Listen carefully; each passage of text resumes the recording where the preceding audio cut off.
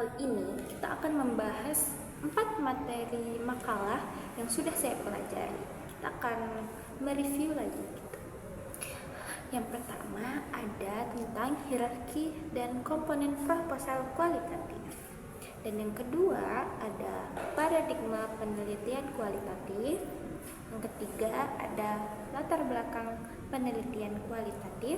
Dan yang keempat terakhir yaitu ada data pada komponen kualitatif. Oke, langsung saja kita ke materi yang pertama, yaitu tentang hierarki dan komponen proposal penelitian kualitatif. Jadi, struktur proposal penelitian merupakan susunan sistematis yang digunakan oleh peneliti dalam merancang dan menjelaskan rencana penelitiannya sebelum penelitian tersebut dilaksanakan. Kita selanjutnya akan membahas yaitu komponen utama dalam proposal. Komponen utama dalam proposal itu yang pertama ada bab 1. Bab 1 itu yang berisikan latar belakang, terus perumusan masalah,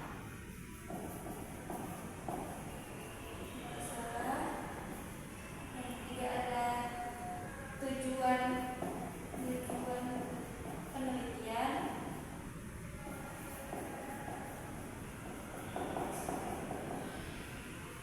dan manfaat penelitian.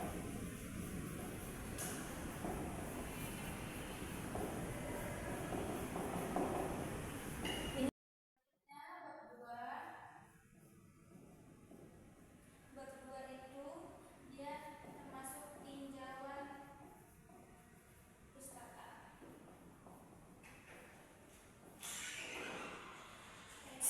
Selanjutnya bab 2 yaitu tinjauan pustaka. Jadi di dalam bab 2 itu ada landasan teori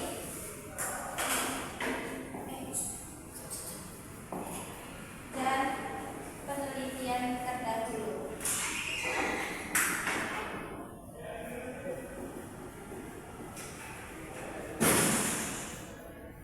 Selanjutnya bab 3 yaitu adalah yang di dalamnya itu mencakup cara penelitian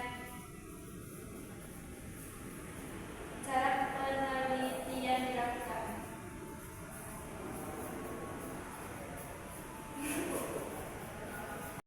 Oke, selanjutnya itu di sini ada hierarki penyusunan proposal. Yang pertama ada menentukan masalah. Jadi kalau misalnya kamu mau menyusun proposal itu, penelitian itu harus menentukan masalahnya dulu apa.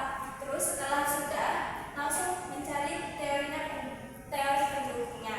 Setelah dua-duanya selesai, baru kalian akan menentukan metode penelitiannya bagaimana. Selanjutnya ada struktur laporan hasil penelitian. Yang pertama itu ada halaman pertama itu harus tertera dengan halaman judul.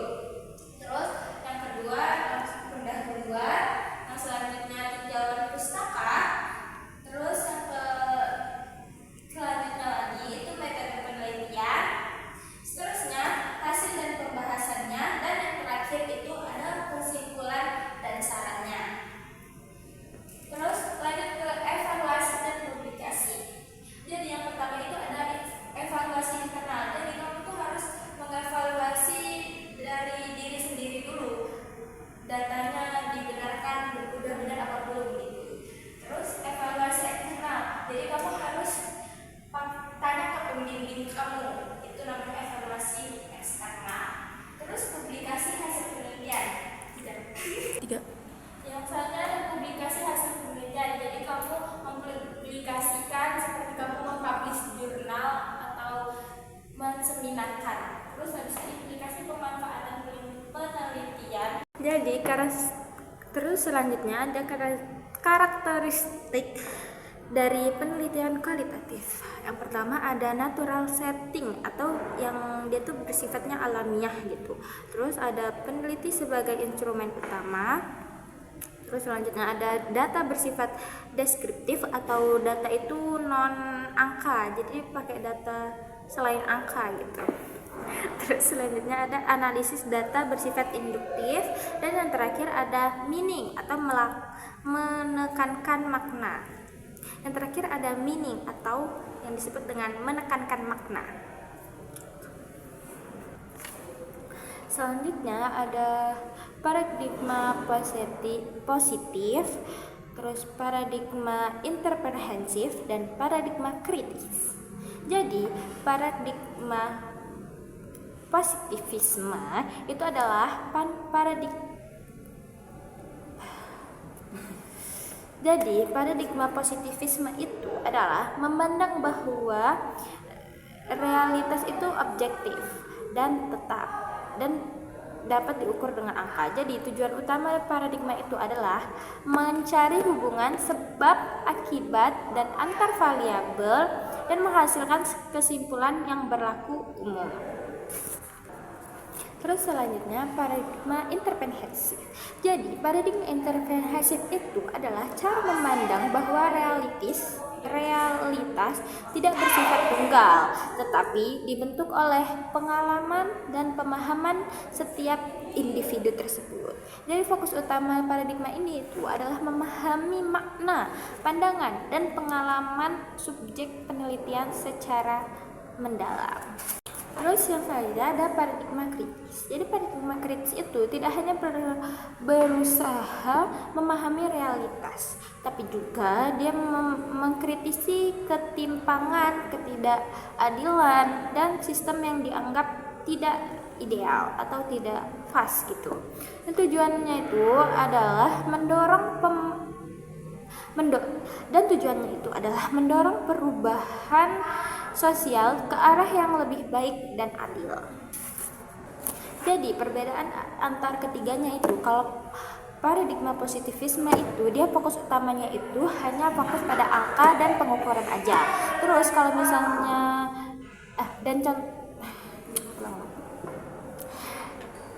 dari ketiga paradigma tersebut, dia perbedaannya itu adalah kalau paradigma positivisme itu dia hanya fokus ke angka dan pengukuran saja. Contohnya itu kayak pengaruh layanan terhadap kepuasan. Jadi dia hanya mengukur gitu. Terus kalau misalnya paradigma interprehensif, dia fokus utamanya itu hanya fokus daripada makna dan pengalamannya. Contohnya itu kayak alasan kenapa memilih bank syariah, itu pokoknya itu makna. Jadi makna kenapa sih kamu memilih bank syariah itu. Terus yang ketiga paradigma kritis itu dia fokus pada kritik dan perubahan. Contohnya itu kayak evaluasi keadilan praktik syariah. Jadi itu dia mengevaluasi dan mengkritik apa nih yang salah, dan dia akan dari kritik tersebut dia akan merubah. Jadi sekarang kita akan membahas perbedaan kualitatif dan kuantitatif. Jadi perbedaan kalau kualitatif itu bedanya dari fenomenanya. Fenomena mendalam dan deskriptifnya itu berbeda dengan kuantitatif. Kalau kuantitatif itu dari teori dan angka, itu lebih terukur. Jadi kualitatif itu dia lebih memahami, dan jika kuantitatif itu dia menguji. Terus rumusan masalah kualitatif itu tuh dia berbentuk pertanyaan terbuka. Jadi bagaimana, mengapa gitu. Terus bertujuan memahami fenomena secara mendalam dan bisa berkembang selama penelitian itu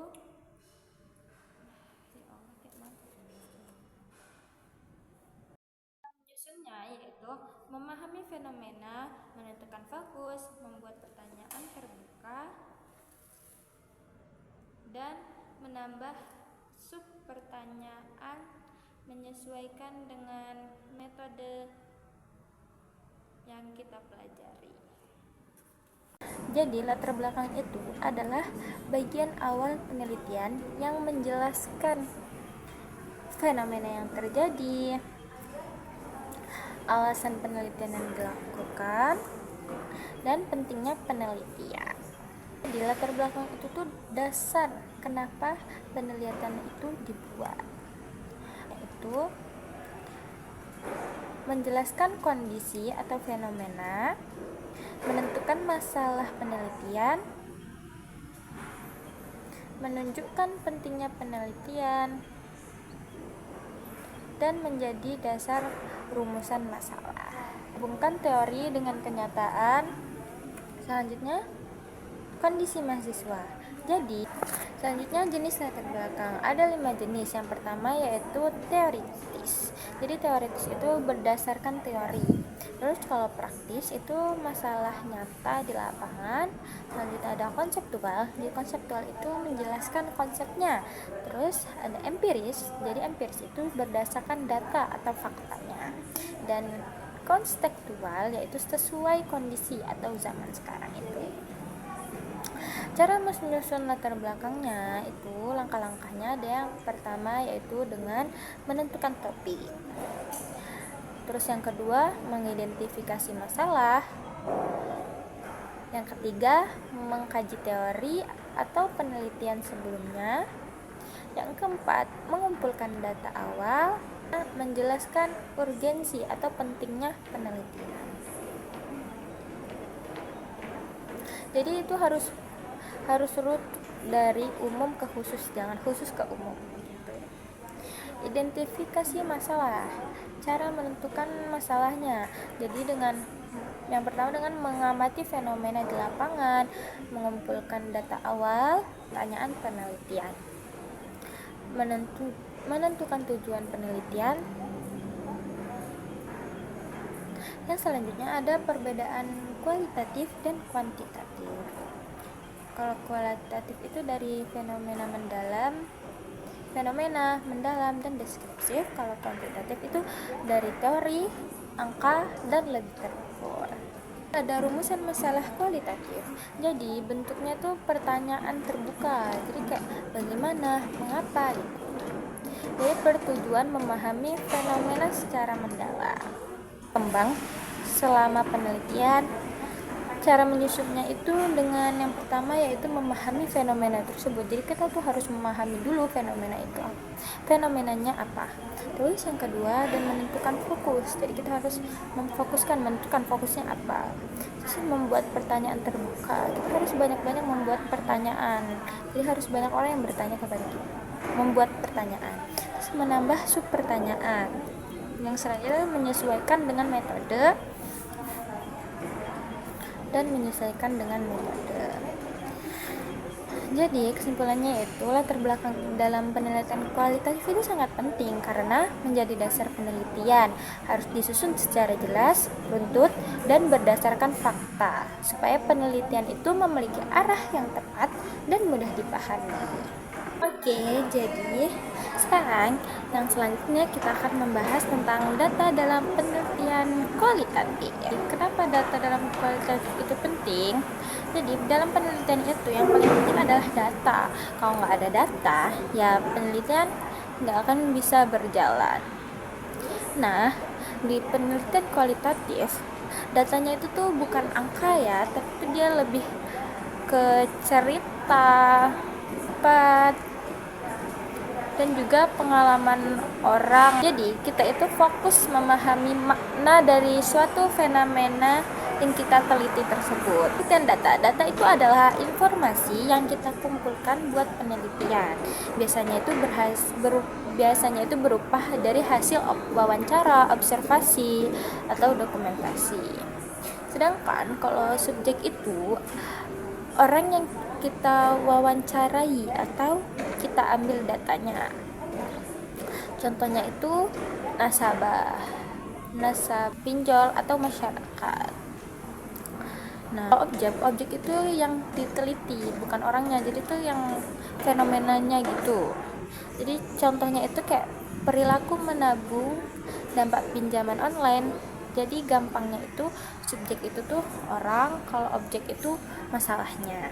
Dalam penelitian kualitatif, data itu ada beberapa jenis. Yang pertama ada data verbal.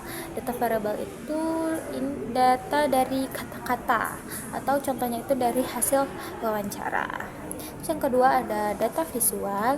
Data ini tuh dari data berupa gambar. atau video. Contohnya tuh kayak foto kegiatan kita, dokumentasi lah gitu. Terus yang selanjutnya ada data dokumen. Jadi data ini tuh dari tulisan, kayak contohnya dari buku, jurnal, atau laporan. Jadi ketiga data ini tuh biasanya dipakai barengan, bisa hasil penelitian, biar hasil penelitian itu lebih kuat. Selanjutnya ada sumber data. Data itu ada data primer. Yang pertama ada data primer, yaitu data yang langsung kita ambil dari lapangan. Contohnya itu kayak wawancara langsung ke yang mau kita wawancara, itu data primer. Terus data sekunder. Data sekunder itu adalah data dari sumber yang ada. Atau contohnya itu kayak udah ada buku atau jurnal, itu kan kita bisa langsung lihat gitu kan. Jadi singkatnya itu primer itu langsung, kalau sekunder itu tambahan gitu. Pembedaan kualitatif dan kuantitatif. Kalau kuantitatif itu dari kata-kata, fokus mana, dan contohnya itu kenapa orang pakai pinjol. Sedangkan kuantitatif itu data angka, dia jadi fokus dalam hitungan. Contohnya itu berapa persen orang yang memakai pinjol. Jadi intinya kualitatif itu memahami, kalau kuantitatif itu menghitung. Selanjutnya yaitu keabsahan data atau validitas. Jadi dalam penelitian, data itu nggak boleh asal, harus valid atau bisa dipercaya. Ada 4 cara utama. Yang pertama ada credibility. Jadi data itu harus benar. Caranya kita dengan mengulang cek data tersebut, mengecek ulang. Terus bandingkan data dengan triangulasi. Yang kedua ada transferability, yaitu hasil penelitian bisa dipakai di tempat lain atau enggak. Terus yang selanjutnya ada dependability, yaitu penelitian harus konsisten kalau diulang hasilnya mirip. Yang keempat ada jadi confirmability, itu data itu harus objektif, nggak boleh dibuat-buat. Jadi intinya itu data harus bisa dipertanggungjawabkan oleh yang membuat tersebut. Jadi kesimpulannya, dalam penelitian kualitatif itu data itu sangat penting. Bentuknya itu kata-kata dan makna. Ada jenis dan sumber datanya, dan harus diuji keabsahannya. Jadi semua ini tuh penting supaya penelitian kita berkualitas dan bisa dipercaya.